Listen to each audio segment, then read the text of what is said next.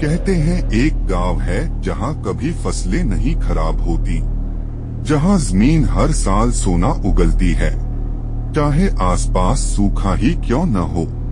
लेकिन कोई नहीं जानता क्यों, क्योंकि वहां के फसल महोत्सव में बाहरी लोगों का जाना मना है। फिर एक साल किसी ने वो नियम तोड़ दिया। उसने जो देखा वो किसी इंसान के देखने के लिए नहीं था, और जो हुआ वो कभी नहीं रुकता।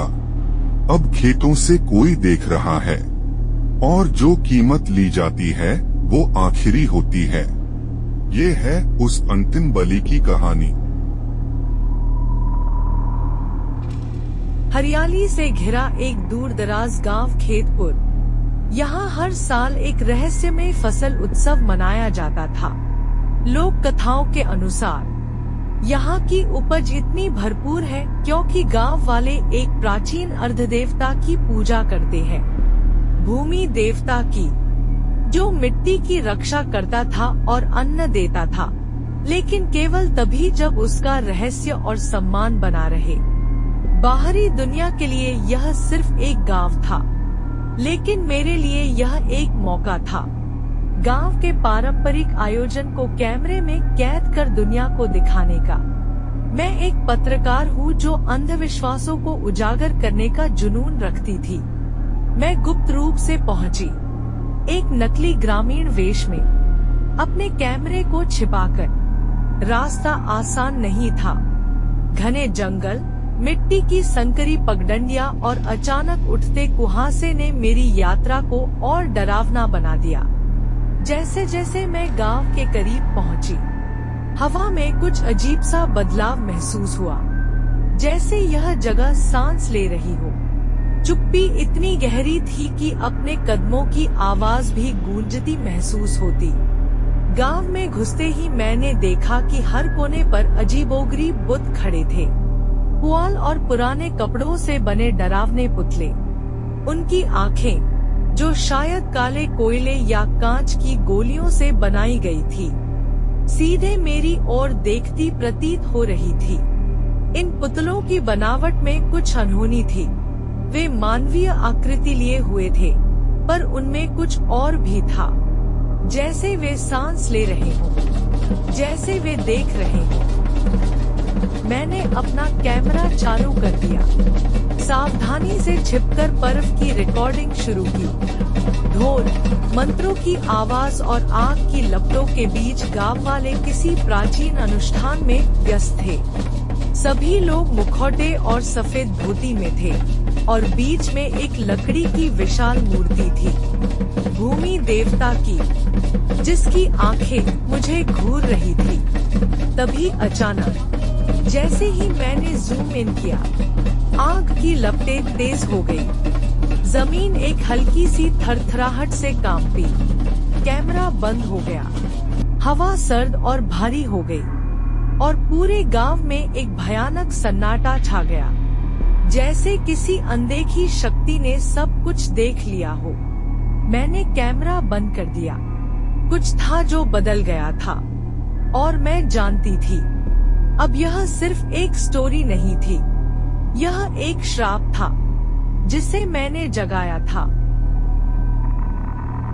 अगली सुबह गांव एकदम अलग महसूस हुआ, जैसे रात ने इसके रंग चुरा लिए हों।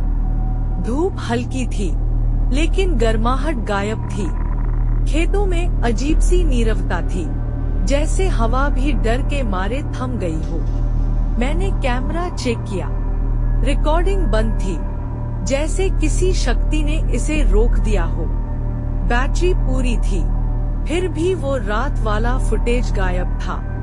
और तब मैंने गौर किया, एक किसान जो अनुष्ठान में था, वो अब गायब था।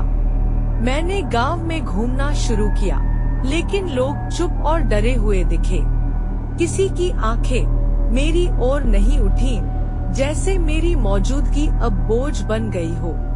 फिर खेतों की ओर एक और पुतला दिखा, ताजा बना हुआ, कपड़े फटे हुए थे, और उसमें से किसी इंसान की हल्की सी गंध आ रही थी। उसकी आंखें, वो बिल्कुल उस किसान जैसी थी। मेरे शरीर में सिहरन दौड़ गई। पुतले अब हर ओर थे, जैसे पूरी फसल के पहरेदार हो, लेकिन वो पुतले नहीं थे। रात को उन्होंने अपनी गर्दन हिलाई थी, मैंने देखा था। वे कोई मशीन नहीं थे, कोई हवा नहीं चल रही थी, पर उन्होंने मुझे देखा था। जैसे जैसे मैं खेतों में गहराई तक जाती गई, मुझे अजीब आवाजें सुनाई देने लगी।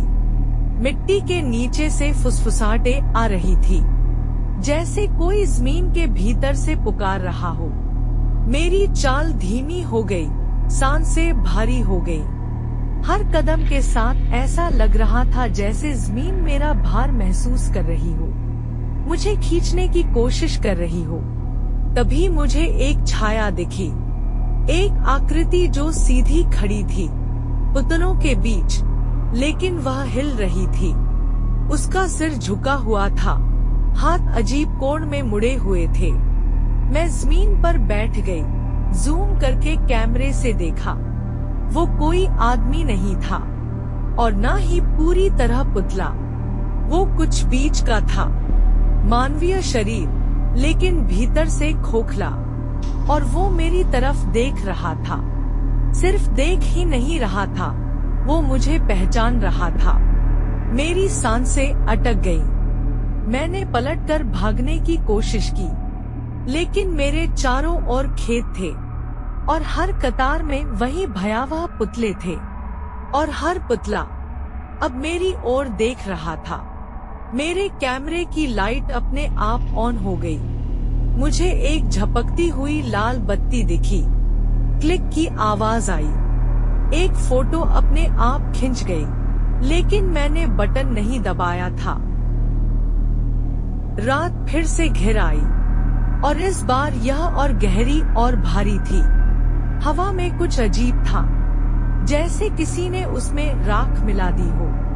गांव अब एक धुंध से ढका हुआ था, और हर कोना किसी डरावनी स्मृति की तरह चुप बैठा था।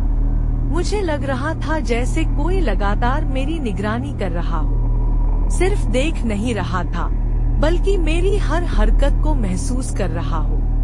मैंने खुद को पुराने तालाब के पास पाया, जहां गांव के कुछ सबसे पुराने पुतले लगे थे, लेकिन उनमें कुछ बदलाव सा था। एक पुतले के पैर जमीन में नहीं गड़े थे, वे मिट्टी से बाहर निकले हुए थे, जैसे वह कुछ समय पहले ही यहाँ लाया गया हो। मैंने नजदीक जाकर देखा, उसकी उंगलियां लकड़ी की नहीं थी, वे असली थी, सूजी हुई जैसे किसी मृत शरीर की। चेहरा अब भी कपड़े से ढका था, लेकिन उसके अंदर से सांस लेने जैसी आवाज आ रही थी। मैं कांप उठी, तभी वो हिला, हल्की सी कंपन, सिर का एक झटका और गर्दन की एक अकड़न, जैसे किसी ने सैकड़ों साल की नींद से करवट ली हो। वह कोई आम पुतला नहीं था, यह वह राक्षस था जिसकी कहानी मैंने पुराने लोकगीतों में सुनी थी। एक मानव जो भूमि देवता के कोप से शापित हो गया था, और तब से पुतलों के बीच कैद होकर उसी खेत की रखवाली करता है। अब वह जाग चुका था। मैंने पलटकर भागना चाहा, लेकिन मिट्टी मेरे पैरों से लिपटने लगी, जैसे जड़ें उगाई हों मुझे पकड़ने के लिए। किसी तरह मैं खुद को छुड़ाकर भागी, पर हर पगडंडी अब मेरे लिए एक भूल भुलिया बन चुकी थी। गांव के बीचों बीच एक और नई मूर्ति स्थापित थी, पहले से कहीं बड़ी, ज्यादा डरावनी। उसमें असली बाल लगे थे, और उसके कपड़े मैंने पहचान लिए थे। ये कपड़े वही थे जो उस युवा ग्रामीण ने अनुष्ठान में पहने थे, जो अब गायब था। हर रात कोई गायब हो रहा था, हर सुबह एक नया पुतला खड़ा मिलता। मैं जान गई थी कि भूमि देवता अब प्रसन्न नहीं थे। उन्होंने देखा था कि मैंने क्या किया था। कैमरे की वो रिकॉर्डिंग, मेरा वहां होना, वो एक अपवित्र हस्तक्षेप था, और अब ये सब पुतले मेरे ही जैसे किसी की तलाश में थे। मैंने गांव छोड़ने का फैसला किया, लेकिन निकलने का कोई रास्ता नहीं था। हर गली, हर मोड़ मुझे वहीं लौटा देता जहां से आई थी। जैसे जमीन खुद मुझे घेर रही थी। मोबाइल नेटवर्क पूरी तरह गायब था। कैमरा अब भी बार बार अपने आप ऑन हो रहा था और हर तस्वीर में धुंधले चेहरों की परछाइयां थी, जिनमें से कुछ मुझे जान पहचान के लगते थे। मैंने गांव के पुराने मंदिर की ओर रुख किया। वह एक टूटी फूटी पत्थर की संरचना थी जो अब ज्यादातर मिट्टी में दब चुकी थी। यह वही स्थान था जहां सबसे पहला अनुष्ठान हुआ था, जहां भूमि देवता को जगाया गया था। लोक कथाओं में कहा गया था कि इस स्थान पर कुछ चढ़ाया जाता था, पर यह कभी नहीं बताया गया कि वो चढ़ावा क्या होता था। जैसे ही मैं मंदिर की सीढ़ियों पर पहुंची, मेरी सांसें रुक गई। सीढ़ियों पर मिट्टी में दबे दर्जनों हाथ दिखाई दिए, छोटे, बड़े, कुछ काले, कुछ गीले। ऐसा लग रहा था जैसे किसी ने उन्हें जिंदा दफनाया हो। पास ही एक पुतला पड़ा था, लेकिन उसमें हलचल थी। उसका सिर हिला और मिट्टी से एक कराहती हुई सांस बाहर निकली। मैंने पीछे हटने की कोशिश की, लेकिन मंदिर के अंदर से एक गुर्राहट जैसी आवाज आई, घसीटने की, रेंगने की, और फिर धुएं जैसी परछाइयों ने दरवाजे से बाहर झांका। वो इंसानी आकृतियां नहीं थी। उनके लंबे हाथ थे, गर्दनें बिना सिर की थी और आंखें आग जैसी चमक रही थी। यह भूमि देवता की सजा थी। हर साल एक बलिदान देना होता था, एक ऐसा जो खुद आए अनजाने में, एक आउटसाइडर, एक जिज्ञासु, एक चश्मदीद। और मैं अब उस परंपरा का हिस्सा बन चुकी थी। पुतले अब धीरे धीरे मंदिर की ओर खिसक रहे थे। उनके हाथ मिट्टी में घिसट रहे थे और उनकी आंखें मुझ पर जमी हुई थी। मेरे पीछे मंदिर खुल चुका था। वहाँ अंधेरा था, एक जोर की आवाज करता गड्ढा था। ऐसा लग रहा था जैसे खुद धरती मुंह खोल रही हो। हवा भारी हो गई थी। मेरे कानों में सीटी जैसी आवाजें गूंजने लगी थी। मैं अपनी जगह जमी रह गई थी। ऐसा लग रहा था कि एक कदम और मैं मिट्टी के नीचे चली जाऊंगी। मैंने भागने की कोशिश की, लेकिन जमीन ने मेरे पैरों को कसकर जकड़ लिया था, जैसे जड़ें मेरे टखनों के चारों ओर लिपट गई हों। मंदिर की गर्जना तेज होती जा रही थी और हर दिशा से पुतले आगे बढ़ रहे थे। उनके कपड़े फटे हुए थे, चेहरे ढके थे, लेकिन उन पर एक अजीब शांति थी, जैसे वो अब दर्द से परे किसी और दुनिया के प्रहरी बन चुके हों। एक पुतला मेरे पास आकर रुक गया। उसकी आंखें अभी भी इंसानों जैसी थी, सूनी, वीरान, लेकिन जीवित, और वे मुझे घूर रही थी। वो चेहरा मेरा ही चेहरा था। मैं चीखना चाहती थी, पर कोई आवाज नहीं निकली। मेरे कैमरे की लाइट फिर से चमकी। एक क्लिक हुआ। स्क्रीन पर एक नई फोटो थी। मेरी फोटो, लेकिन मेरी आंखें काली थी और पीठ पर सूखी पुआल की रेखाएं थी, जैसे मैं भी अब एक पुतला बन चुकी हूँ। मंदिर की गहराई से एक अंतिम गर्जना निकली। जमीन फटी और उसके भीतर से काले धुएं की एक लहर बाहर निकली। उस धुएं में आकृतियां थी, उन सभी लोगों की जो सालों से बलिदान हुए थे। किसान, औरतें, बच्चे, वे सभी अब आंखें बन चुके थे। भूमि देवता की आंखें। मैं अपनी आंखें बंद कर लेना चाहती थी, लेकिन नहीं कर सकी। मेरे शरीर ने हिलना बंद कर दिया था। मेरे चारों ओर घेरा बन गया था। सभी पुतले धीरे धीरे मेरे चारों तरफ घूम रहे थे, जैसे किसी अनुष्ठान की अंतिम परिक्रमा हो। और तब मंदिर के दरवाजे से कुछ निकला।